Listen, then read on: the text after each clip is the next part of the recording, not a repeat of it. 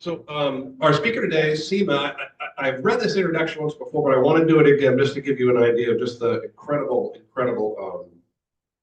resume that she has. For over 25 years, Seema has worked on critical research, policymaking, and innovative solutions to advance our understanding of the climate impacts and improve the sustainability of oceans. In this capacity, she has worked in New York, Texas, Washington, D.C., Washington State, and Hawaii for both the federal government, NOAA, and NCOs. Seema's expertise includes leading programs and projects, devising innovative, strategic, and developing policies that promote conservation. Seema was formerly a member of the Seattle Rotary Club, but moved to Florida 2 years ago. She enjoys travel, language study, watercolor painting, sketching, writing fiction, literature, art, theater, food, which is cooking and eating, gardening, and water sports. So I'd like to introduce Seema.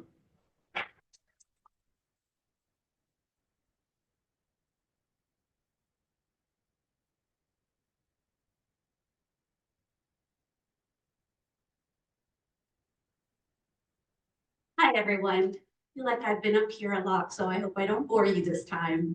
I am here to talk about human trafficking, and it's a presentation, and I have a couple of videos. I'll play one and then save the others for the end if anybody wants to watch them. This is going to be an overview, and then at the end, we're going to talk about next steps and what we can do.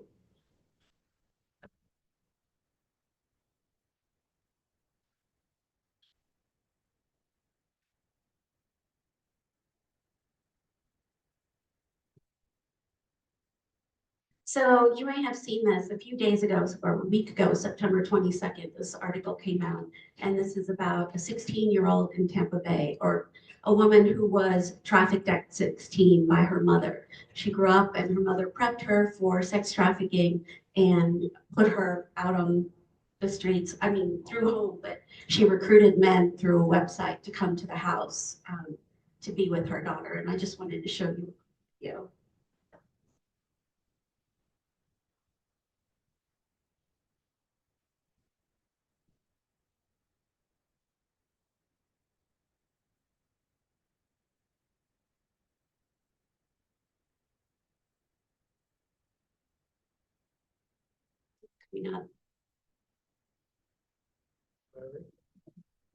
It's okay, we don't need to see it, but No text for coming. No pressure. this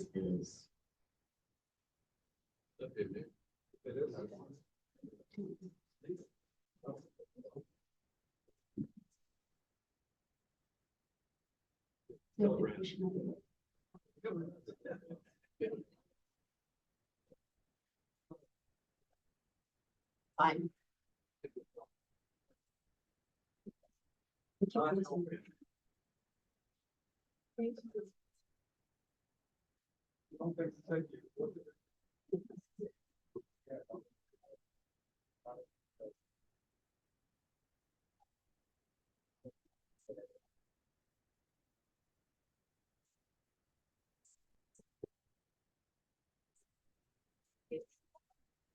Yes. Yeah, I will mention it in the agenda sitting on my computer phone where I left it.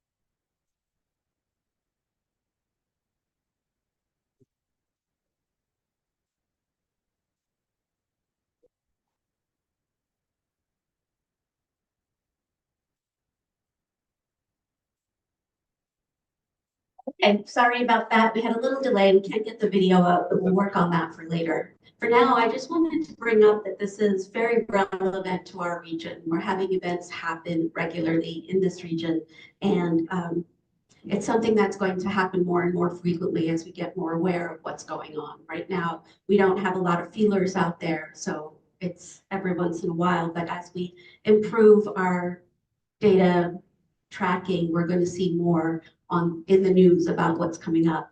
For instance, most of you probably did hear about Operation Dragon Eye, which happened in June, and it involved a 2-week operation by the U.S. Marshal's office, and they collected 60 children ages 9 to 17 in just 2 weeks. It was a big cooperative operation with many different offices participating, but it was led by the Marshal's office, U.S. Marshal's office. So in 2 weeks, from 9 to 17, they got 60 kids. So you can imagine if you extrapolate to all the women above 17 who are being trafficked and then take that out over a period of a year, it's a large number for this area. So it's important to think about the scale and what a big problem this is. And 8 individuals were arrested also in the operation. Thanks. So hiding in plain sight is a documentary that's coming out, and I had a video for this. It's a very good introduction to human trafficking, and it shows us again what a big problem it is and a lot of the people who have been impacted it, as well as a lot of people who are fighting against it in enforcement agencies and on the ground. So hopefully we can get to this video at some point.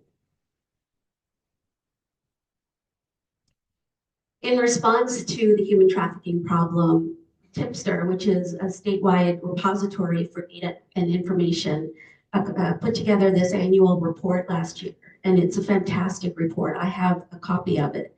It has a lot of the data and a lot of the information about what's being done and what needs to be done on a statewide scale. So you can take a look at some of the statistics. I know it's hard to read, it's a little blurry, but 200,000 is the estimated victims of human trafficking in the state. And if you look at human trafficking as a whole, it comes to 540,000. This is labor trafficking. So it's a big problem both on the sex trafficking side and the labor trafficking. And the estimated victims of cyber exploitation is 581,000. Everything that I'm reading shows that that is the way that people are getting to kids these days. It's not, the idea of a dark van driving by and you throw the kids into the van. That's not what happens anymore. They reach out through the internet or through social media. And I know that for me, I get a lot of text messages saying, "How are you? How was your day? I miss you." And these are just random texts that I can't trace and I don't know where they come from. But for kids, younger kids and maybe some older lonely ones, they might respond, and that's a way in for traffickers. So it's important to remember that the problem now has switched over in that area too, especially for kids that you would consider safe from trafficking.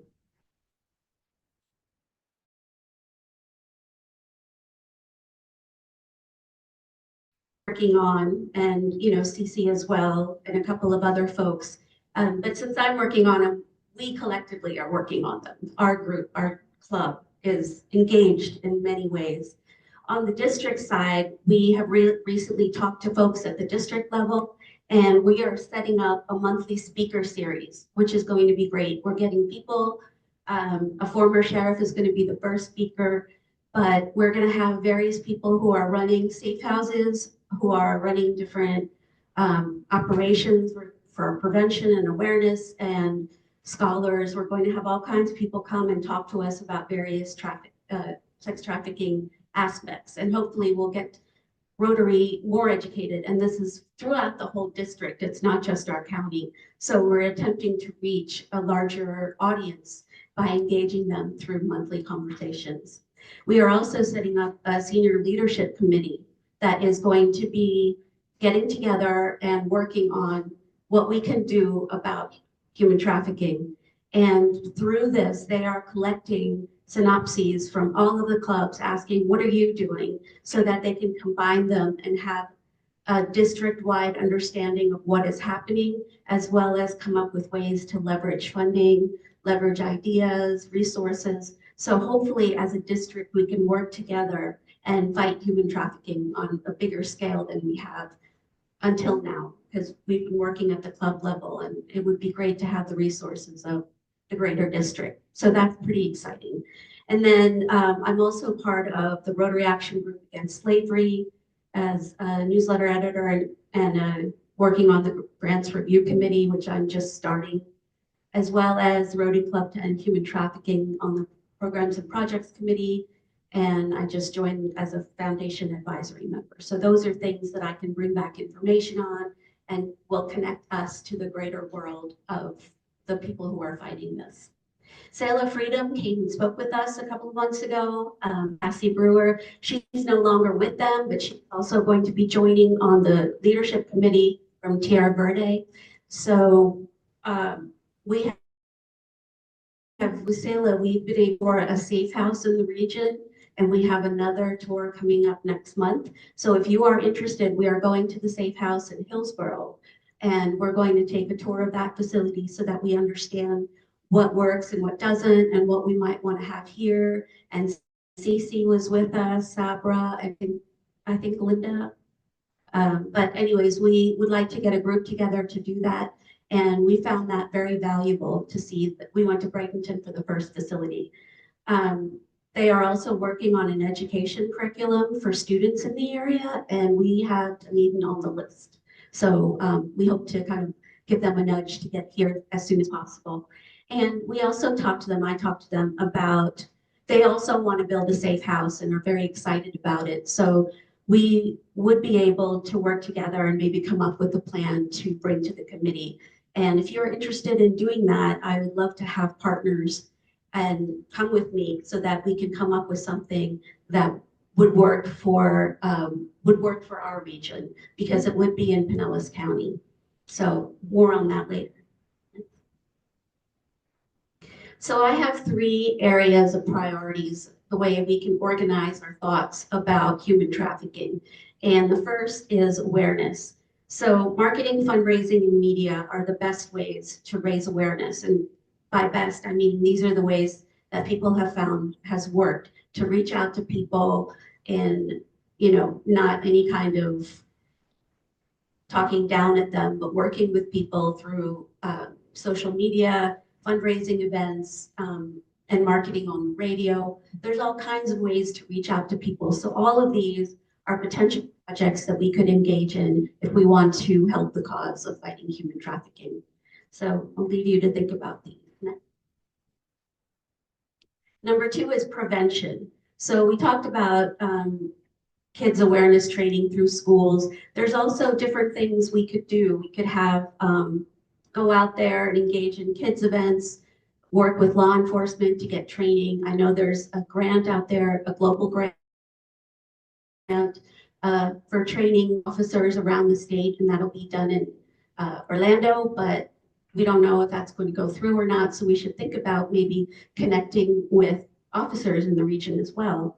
And students, we are forming a Rotaract club. If we like, we can get them engaged and as well to have conversations in schools to talk about this and how it can happen and how to avoid it.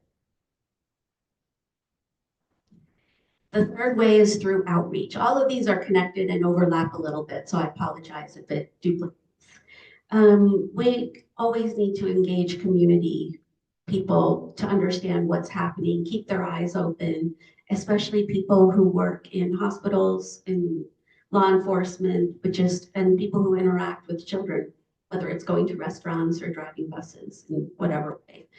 And number two, we're not going to do, but that's another way of doing outreach.